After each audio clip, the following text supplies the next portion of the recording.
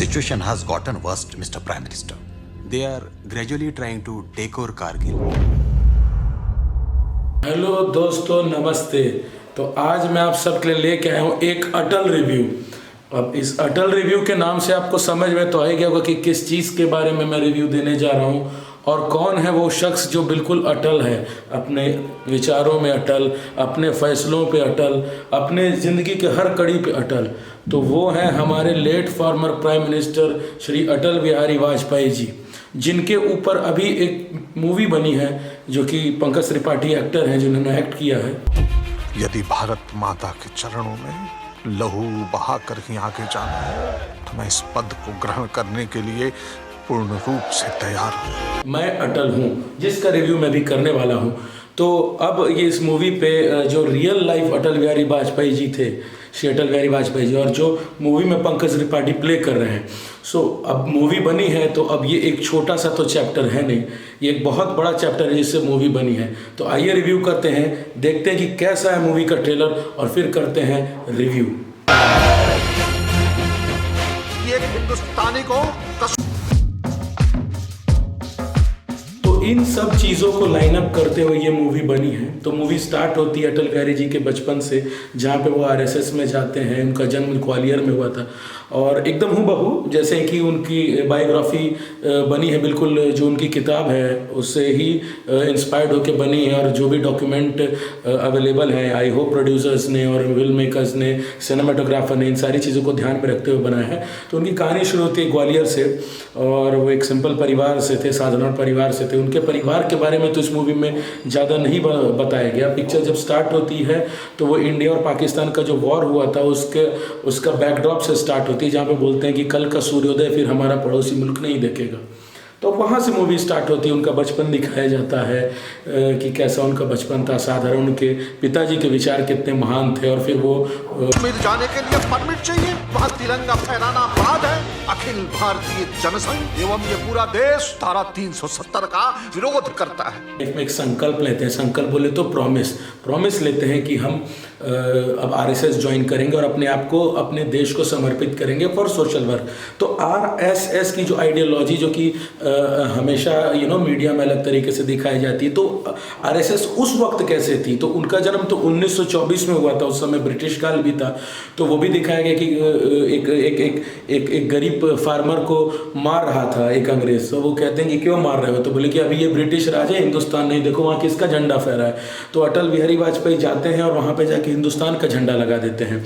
सो इस विचार वाले थे और वो फिर मतलब ये कमाल की चीज़ वो करते हैं जिससे कि आपको काफ़ी प्राउड फील होगा। तो इसी हिसाब से आरएसएस की आइडियोलॉजी दिखाई जाती है कि वो क्यों आरएसएस ज्वाइन करते हैं, क्योंकि राष्ट्र सेवा संघ मतलब कि अगर कोई हम पर अत्याचार करेगा तो हम अपना स्वयं सेवक करेंगे, जिसकी ट्रेनिंग नागपुर में दी जाती है। और फिर वो आरएसएस ज्वाइन करते हैं, वहाँ सीखते हैं। पहले तो अंग्रेज़ों से भारत को बचना था, फिर भारत का विभाजन होता है। तो इस आरएसएस की आइडियोलॉजी दिखाई जाती है कि वो भगवान ना करे हमारे देश में अगर कुछ गलत हो तो हम अपनी सुरक्षा कर सके। तो दिस वाज द आइडियोलॉजी जो कि क्लियर कट इसमें दिखाया गया। उसमें श्यामा मुखर्जी हैं और पंडित दीन दयाल उपाध्याय जी, जिसका इंपॉर्टेंस अभी तक इतने सालों तक किसी पिक्चर में नहीं बताया गया। सो इस पिक्चर में बताया गया कि श्यामा मुखर्जी का क्या रोल था, पंडित दीन दयाल उपाध्याय का क्या रोल था, जो कि हमेशा मीडिया में ना बहुत कम इसके बारे में बताया जाता था। कुछ चीज़ें तो इस मूवी में खुल के आती हैं, हम लोग को भी कॉन्सेप्ट समझ में आया। मुझे तो बिल्कुल ही ये मैसेज अच्छे से करना, तो यहाँ से पिक्चर का पकड़ बनता है, क्योंकि स्टार्टिंग में पिक्चर को उतना पकड़ नहीं बनता। क्योंकि अब कमिंग टू द पॉइंट कि पंकज त्रिपाठी हैं, मेरे हिसाब से वो बिल्कुल भी श्री अटल बिहारी वाजपेयी जैसे नहीं लग रहे हैं। कब श्री अटल बिहारी वाजपेयी इतना झूम के नहीं बोलते थे, वो उनका एक ऑरेशन काफ़ी ग्रेट था। उस तरह का उनका जो ऑरेशन था, जो उनकी स्पीकिंग क्वालिटी थी, वो एक कवि थे। तो जब भी किसी शायरी को बोलते थे या किसी कविता को बोलते थे उसको, तब वो ऐसा हल्का सा वेव करके उनका स्टाइल था बोलने का। लेकिन इस तरीके से वो लग रहा है कि एकदम नकली टाइप का लग रहा है। दूसरी बात, पंकज त्रिपाठी ने पहले बहुत सारी कॉमिक रोल्स किए हैं और सीरियस रोल्स कम की हैं। तो उनका जो चेहरा है वो कॉमिक एक्टर वाला ज़्यादा लग रहा है, ना कि एक सीरियस, एक स्टेट्समैन वाला चेहरा उनका बिल्कुल भी नहीं लग रहा है। नो डाउट कि जब पिक्चर आगे बढ़ता है तो उन्होंने उनके पहले जो कम उम्र के से लेकर वहाँ तक की जो जर्नी की एक्टिंग की है, वो उसकी एक्टिंग काफ़ी अच्छी है।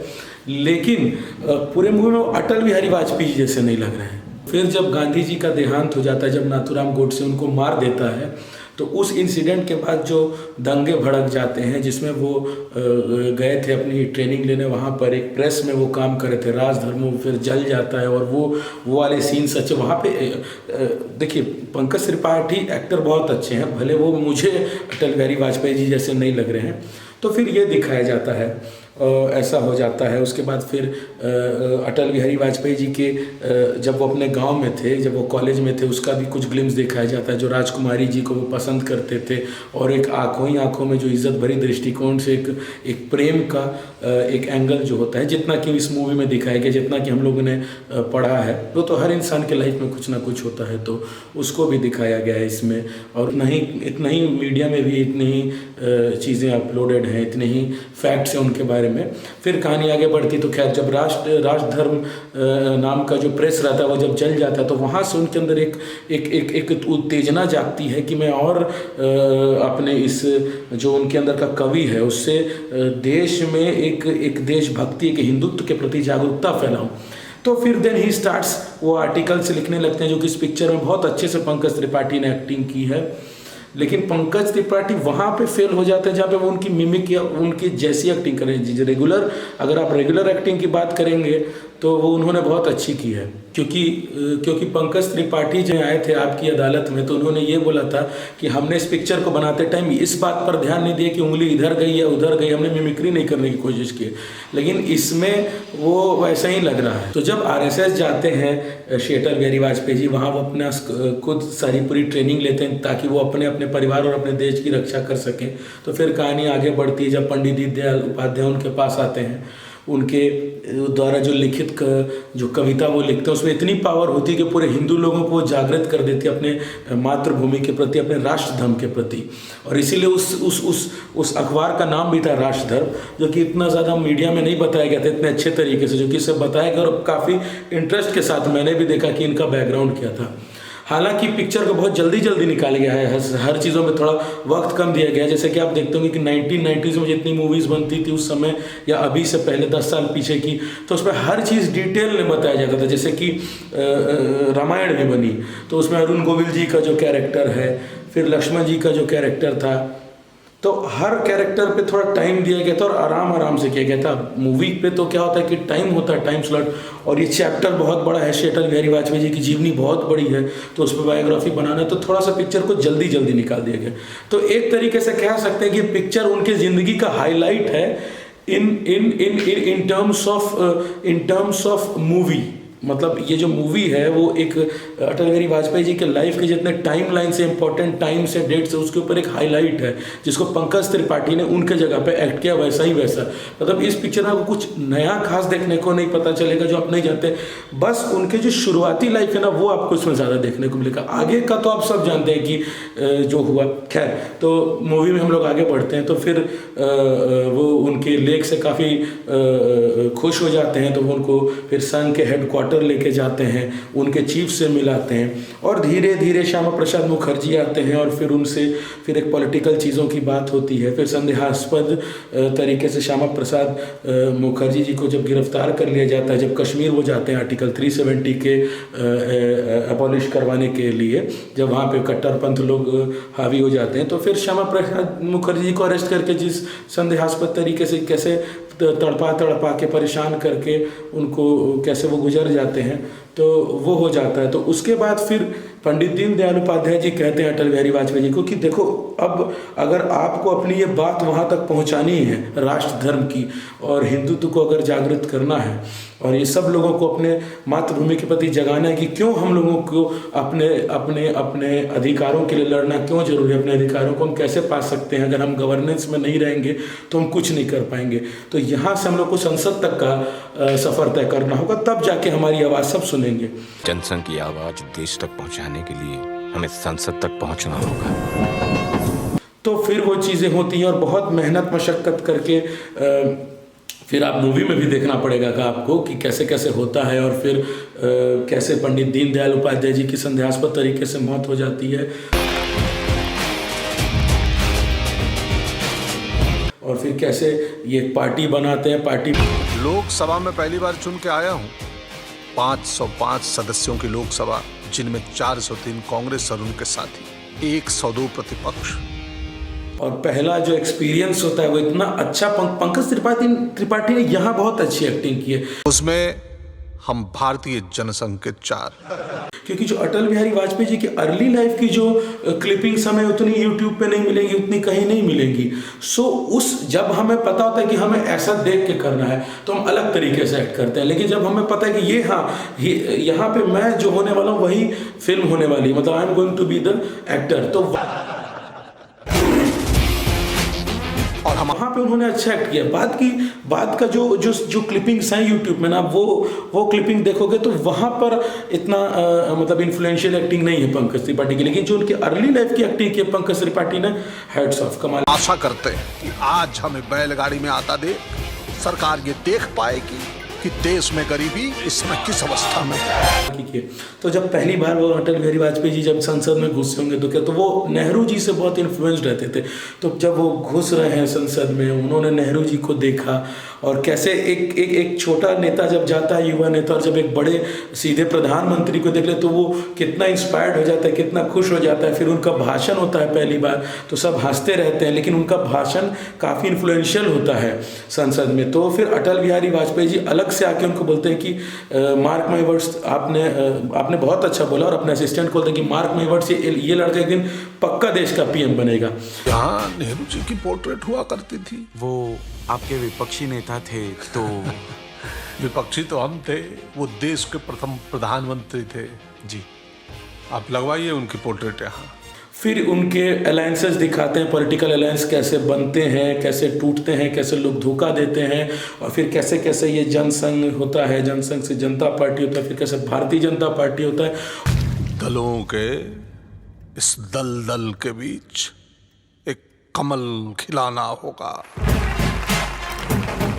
और फिर कैसे कैसे इसमें आडवाणी जी की क्या रोल था, वो कैसे इनके दोस्त बन जाते हैं। और लाल जी, नमस्कार, मेरा नाम सुषमा स्वराज है। अरुण जेटली। मैं प्रमोद महाजन।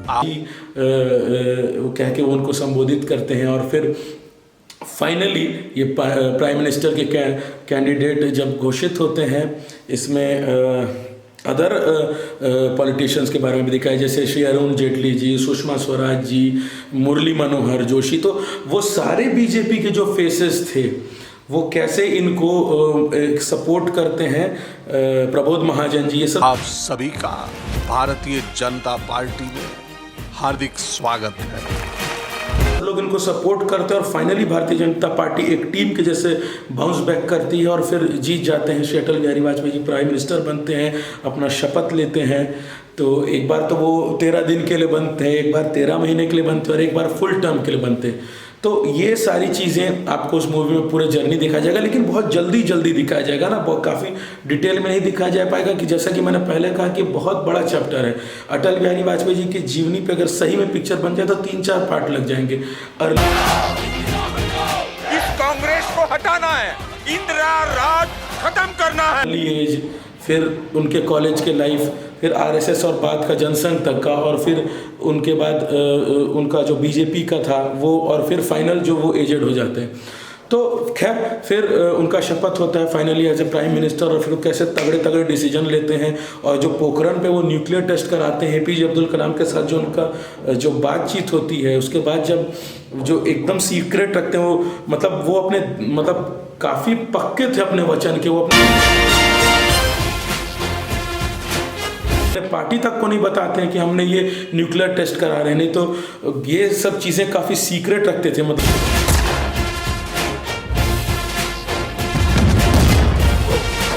वो देश के लिए काफ़ी ज़्यादा मतलब डेडिकेटेड प्रधानमंत्री थे जिनको दिखाया जाता है। मैं ये नहीं कह रहा हूँ कि बाकी प्रधानमंत्री नहीं थे, लेकिन अटल जी की सोच अलग थी। तो आज के लोग जो लोग इतना भौकाल मचाते हैं मतलब उनको सीखना चाहिए। इस वीडियो के साथ मैं ये भी बताना चाह रहा हूँ, एक सिंपल सा लड़का ग्वालियर से आके इतने बड़े देश का प्राइम मिनिस्टर बनता है, ना कि प्राइम मिनिस्टर बनता है, अपनी टीम को बिल्ड करता है और कितनी ईमानदारी और शिद्दत से काम करता है क्योंकि आजकल तो लोग जो पॉलिटिक्स है, अभी भी जो किसी भी पार्टी के, इवन बीजेपी के भी हों या कांग्रेस के भी हों, तो अभी जो जितने पॉलिटिशियंस जाते हैं जो भौकाल मचाते रहते हैं, जिनको फट से गाड़ी बड़ा सा फॉर्चूनर चाहिए होता है और उसमें स्टिकर चाहिए होता है या फिर INC लिख के एकदम ऐसा वाला लगाना होता है, तो कहने का मतलब है कि देखो कैसे कैसे हमारे देश के नेता हैं। लाल बहादुर शास्त्री जी थे जिनके ऊपर ताशकंद फाइल्स बनी। तो अगर आप सोशल वर्क में आ रहे हो तो ये भौकाल मचाने के लिए मत आओ। अगर आपको सच में कुछ देश के लिए करना है तो ऐसे महान लोगों से आप सीखिए जो हमारे एक तरीके से कह सकते हैं फ्रीडम फाइटर्स भी रहे हैं और बाकी आगे जाके देश को लीड भी किए हैं। जनाब आप कुंवारे हैं, हम आपसे शादी करने के लिए तैयार हैं। तो इसके लिए आपको गुड गवर्नेंस के लिए अपनी विचारधारा बहुत साफ सुथरी और अपना चरित्र और अपना जो ऑर्डर है, जो आपका जो कैरेक्टर है, वो आपको काफ़ी साफ सुथरा रखना पड़ेगा। तभी आपके अंदर साफ सुथरी विचारधारा आएगी, तभी आप अपने कंट्री को ज़्यादा से ज़्यादा सर्व कर पाएंगे। तो ये लेकिन हमें मुंह दिखाई में कश्मीर चाहिए। मैं भी आपसे शादी करने को तैयार हूँ, लेकिन मुझे दहेज में पूरा पाकिस्तान चाहिए। आज सारे इस पिक्चर को सबसे पहले तो उन सब लोगों को देखने के लिए ज़रूरी है जो भौकाल मचाते रहते हैं ना, जो पॉलिटिक्स में आना है। पॉलिटिक्स आपके कमाने का बाज़ार नहीं है। पॉलिटिक्स आपके लड़ा के और नफरत फैलाने का बाज़ार नहीं। पॉलिटिक्स आपका बिजनेस नहीं है। पॉलिटिक्स एक सोशल वर्क है, एक सर्विस टू द नेशन है, जो कि आपको अटल बिहारी वाजपेयी जी की ज़िंदगी से समझनी चाहिए। बहरहाल पिक्चर भी वही दिखा रही है, लेकिन हमें आज जरा भी दुख नहीं है कि एक वोट से हमारी सरकार गिर गई। मतलब उनका विचार जो है वो क्लियर कट मैं आज बताना चाह रहा हूँ सबको कि वो क्या विचार था। सत्ता का खेल चलता रहेगा, सरकारें आएंगी जाएंगी, पार्टियां बनेंगी बिगड़ेंगी, पर ये देश रहना चाहिए। अटल जी जैसा वाकई कोई नहीं है। आज जितनी भी चीज़ें हुई हैं, अभी रिसेंटली राम मंदिर का भी इनॉग्रेशन हुआ, इन सारे चीज़ों में अटल जी का बहुत मेजर रोल था।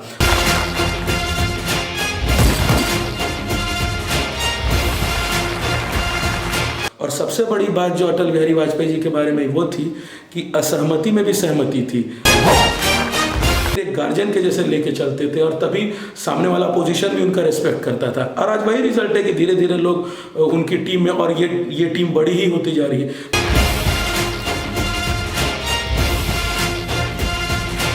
इसका रिजल्ट जो भले ही अभी क्रीम खा रहे हैं, लेकिन इसका बहुत बड़ा रिजल्ट अटल जी को जाता है। और अटल जी जैसा वाकई अभी इनके पार्टी में कोई नेता नहीं जो अटल जी जैसा हो।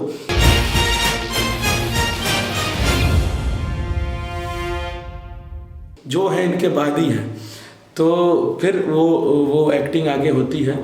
और पंकज त्रिपाठी इसमें अच्छी एक्टिंग करते हैं उनके बचपन की। और फिर जो वो प्राइम मिनिस्टर बन जाते हैं, उसके बाद सारे डिसीजंस दिखाए जाते हैं। Sir, Musharraf is threatening with a nuclear attack. और वो कितना एक्सेल करते हैं उसमें। यदि ऐसा हुआ तो कल का सूर्योदय पड़ोसी मुल्क का सूर्यास्त होगा। और फिर उनके लाइफ के बारे में भी दिखाया जाता है। और कुछ चीज़ें इस मूवी में नहीं दिखाई गई हैं, जो कि वो अपने फ्रेंड की बच्ची को गोद ले लेते हैं, वो इसमें नहीं दिखाया गया है, क्योंकि अब उनका कोई परिवार था नहीं, वो तो अकेले थे बेचारे। और फिर वो इसमें कारगिल के वॉर तक का दिखाया गया। फिर जब नेक्स्ट सीन आता है तो वो दिखाया जाता है कि इंडिया पाकिस्तान के लिए जो उन्होंने जो बस यात्रा शुरू की थी, उससे वो जानते हैं और एक गुड कॉन्टेक्स्ट में बोलते हैं। तो वो सारे पंचेस जो थे, वो जो उनकी जीवनी में हुए हैं, जो कि over the period of time लोग बात करते हैं कि अटल जी ऐसे थे, जो उनके चरित्र के बारे में कहा जाता है कि काफ़ी बहुत अच्छे थे। जैसे वो संसद घुस रहे हैं, जब वो फॉरेन मिनिस्टर थे, जब वो अपने ऑफिस में जा रहे हैं तो वहाँ पे नेहरू जी की फ़ोटो थी, तो तुरंत बोलते हैं कि नहीं, वो हमारे देश के पहले प्रधानमंत्री। मतलब वो उनसे बहुत इन्फ्लुएंस थे।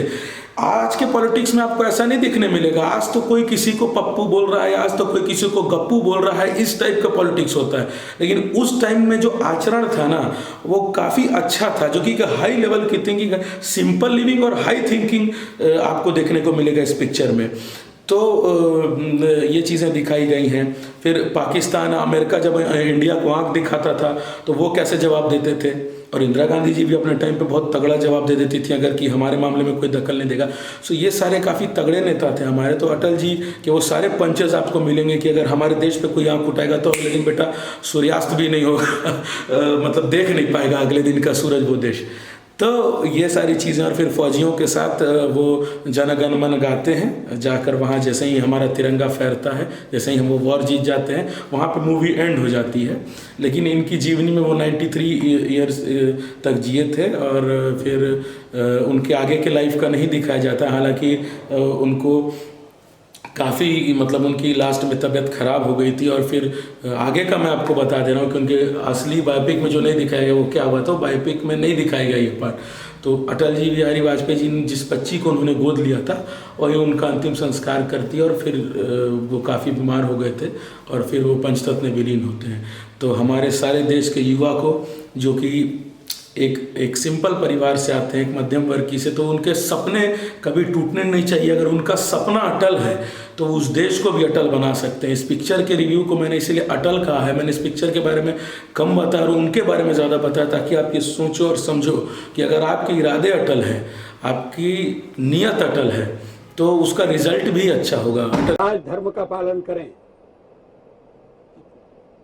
राज धर्म।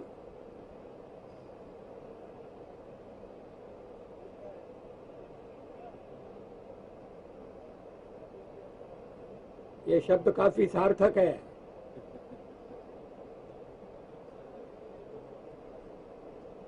मैं उसी का पालन कर रहा हूं, पालन करने का प्रयास कर रहा हूं।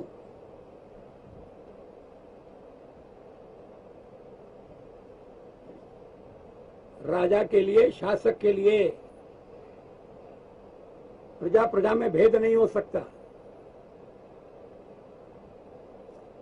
न जन्म के आधार पर, न जाति के आधार पर, न संप्रदाय के आधार पर। तो मेरा भी दोस्तों अब इस पिक्चर का जो रिव्यू है वो काफ़ी अच्छा है। मैं इसको 3.8 स्टार्स दूंगा 5 में से। और अब देखो 3.8 मतलब मैं हर जगह नंबर नहीं काट रहा हूँ, थोड़ा सा इसलिए काट रहा हूँ क्योंकि वो हर जगह पंकज त्रिपाठी जो ऐसा कर रहे हैं, तो अटल बिहारी वाजपेयी जी कोई ऐसा नहीं करते थे, तो वो थोड़ा अच्छा नहीं लग रहा है, क्योंकि वो एक दूसरे कैडर के पॉलिटिशियन है, तो थोड़ा सा ध्यान रखना था। और ऐसा भी नहीं है जैसा कि आपकी अदालत ने बताया जा रहा था कि पंकज त्रिपाठी ही इस रोल को प्ले कर सकते थे, अटल जी का कोई और दूसरा एक्टर नहीं कर सकता। ऐसा बिल्कुल भी नहीं है। ऐसे तमाम हमारे पास अच्छे एक्टर हैं, टैलेंटेड एक्टर हैं, लेकिन पंकज त्रिपाठी भी हमारी इंडस्ट्री के एक अच्छे एक्टर हैं और उन्होंने अच्छा काम किया है। सो वहाँ पर थोड़ा सा वो एक्चुअली मेरे को ना वैसे वो लग नहीं रहे थे, क्योंकि कई जगह ना जब जैसे अटल जी थे, उनका भाषण सुनना निकाल के जो जैसे वो दहाड़ते थे लोकसभा में, तो जब वो भाषण देते थे, तो अभी जब ये पंकज त्रिपाठी जब जैसे कैरेक्टर को प्ले कर रहे हैं बायोपिक में, वो काफ़ी सुस्त और डल टाइप का दिखेंगे। आप देखिएगा जैसे जैसे उनका एज, और बहुत पहले ही उनको बहुत एजेड दिखाया जाता है, ऐसा कुछ नहीं है। जब वो पीएम थे तो काफ़ी तगड़े और फिट एंड फाइन थे, और वो उस जमाने के लोग थे जो हेल्दी खाते थे और हेल्दी जीते थे, और अभी के तो इसमें बहुत डिफरेंस है। तो वहाँ पे थोड़ा सा वर्कशॉप थोड़ा सा ज़्यादा लेना था। अब क्या होता है कि आजकल डायरेक्टर्स को, प्रोड्यूसर को जल्दी पिक्चर ख़त्म करनी होती है, ज़्यादा टाइम नहीं दे पाते। टाइम अगर इस टाइप का पिक्चर बना रहे हो ना, तो टाइम, जैसे बिल्खा सिंह जी के ऊपर पिक्चर बना, तो लगता है कि फरहान अख्तर ने टाइम दिया, ट्रांसफॉर्मेशन किया, फिर स्टोरी में डूबना होगा, फिर वैसा मेंटेन होना होगा, तो फिर वो आउटकम भी वैसे ही निकलता है। सो इसलिए 3.8 है। नहीं तो पिक्चर तो बहुत अच्छी है, और उनके अर्ली लाइफ की जो कहानी हमें नहीं पता थी वो इसमें पता चलती है, और लेकिन बहुत ज़्यादा डिटेल में नहीं है। पिक्चर को जल्दी निकाल दिया गया है, और भी बहुत सारे कैरेक्टर्स इन्वॉल्व किए जा सकते थे, लेकिन बहुत कम दिखाया गया है। तो 10 करोड़ में बनी हुई ये पिक्चर है, 7.1 करोड़ इसने कमा लिया है, और अभी तो पिक्चर रिलीज ही हुई है। तो आई होप कि आप सब पिक्चर देखेंगे, आप सब इस पिक्चर को देखिए, और इस पिक्चर को देख के आने के बाद वापस आके अटल बिहारी वाजपेयी जी की किताबें जो हैं, जो इनके लाइफ के टाइम लाइन्स हैं, जो इनकी जीवनी है, उसको अलग अलग पुस्तकों में भी पढ़िए, अलग अलग बुक्स में भी पढ़िए। So you will get all the information you can get on Google, you will get on Kuku FM, there are different platforms जहाँ पे आपको ये मिल जाएगा। सो अपने ज़िंदगी को भी अटल बनाइए, और अगर आपको सच में अपने देश का सर्विस करना है तो अपना काम ईमानदारी से करिए। और आप संख्या में 1 हो या 2 हो, अटल जी के जीवनी से सीख लीजिए, आप संख्या में 1 हो या 2, उससे फ़र्क नहीं पड़ता है। आप अपने काम में लगे रहें, आप लगे रहेंगे तो आप किसी भी पहाड़ को तोड़ देंगे, और मेरा भी यही मानना है। और मैं तो उनको बहुत पसंद करता हूँ एज ए प्राइम मिनिस्टर, बचपन से ही काफ़ी अच्छे वो हम सब के आदर्श रहे हैं। तो ये पिक्चर देखिए, और आप सबको बताना चाहूँगा कि उनके जाने के बाद हमारे नया रायपुर का नाम भी अटल नगर कर दिया गया। ये जो हमारा पूरा रोड है एक्सप्रेस वे, इसको अटल एक्सप्रेस से अटल हाईवे कहा जाता है। तो ये सारी चीज़ें, और देश में बहुत सारी चीज़ें उनके जाने के बाद अभी एक और अटल सेतु बन रहा है। तो जय हिंद, जय भारत। आप सब इस पिक्चर को देखिए, एंजॉय करिए और इनकी जीवनी से ज़रूर कुछ सीखिए। Thank you, bye bye.